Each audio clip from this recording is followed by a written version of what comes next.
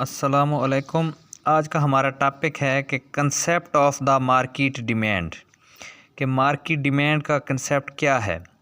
तो market demand for a commodity is the sum of all the individual demands for a commodity at a given price per unit of time, कि एक ख़ास वक्त में एक ख़ास कीमत पे किसी भी अशिया की तमाम इंडिविजुअल्स की डिमांड को हम सम कर लें तो वो बन जाता है मार्केट डिमांड। जैसे हमने डेटा से भी रिप्रेजेंट किया है कि एक प्राइस है 1 2 3 4 5 है, 3 हमने कस्टमर लिए हैं। डिमांड ऑफ ए पर्सन है, डिमांड ऑफ बी है, डिमांड ऑफ सी। ये 3 कस्टमर हैं जो किसी चीज़ की डिमांड कर रहे हैं और इनका भी उसी तरह से रिलेशनशिप प्राइस का और डिमांड का आपस में नेगेटिव है। तो मार्केट डिमांड क्या है कि अब हम ये एक इस 1 प्राइस है मार्केट में, तो यहाँ पे 50 है, ए शख्स की डिमांड है, बी शख्स उसी प्राइस पे 60 डिमांड कर रहा है, सी जो है वो 70 यूनिट कर रहा है।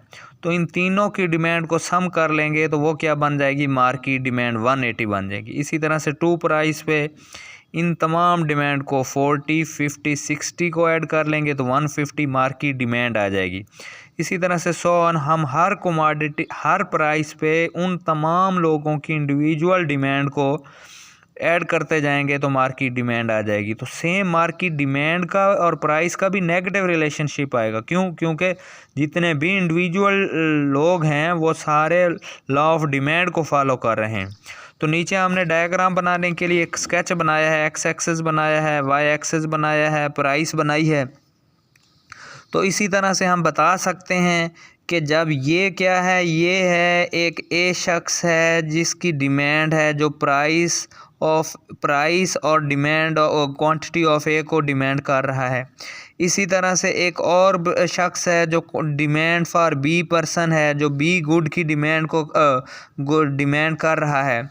इसी तरह से एक सी इंडिविजुअल है, वो भी लॉ ऑफ डिमांड को क्या कर रहा है, फॉलो कर रहा है। तो तीनों जो मार्केट डिमांड होगी वो इन तीनों का क्या होगी, सम होगी। और उसको हम क्या करते हैं, जब हम इन तीनों डिमांड कर उसको ऐड कर लें हॉरिजेंटली तो वो क्या बन जाती है, मार्केट डिमांड बन जाती है। क्या बन जाती है, मार्केट डिमांड। मिसाल के तौर पे हम बताते हैं कि इस 3 कीमत पर ये जो ए शख्स था वो 30 यूनिट की डिमांड कर रहा था, जो बी शख्स था वो कितनी कर रहा था, 40 यूनिट की, और जो सी शख्स था वो कितने यूनिट की कर रहा था, वो 50 यूनिट की।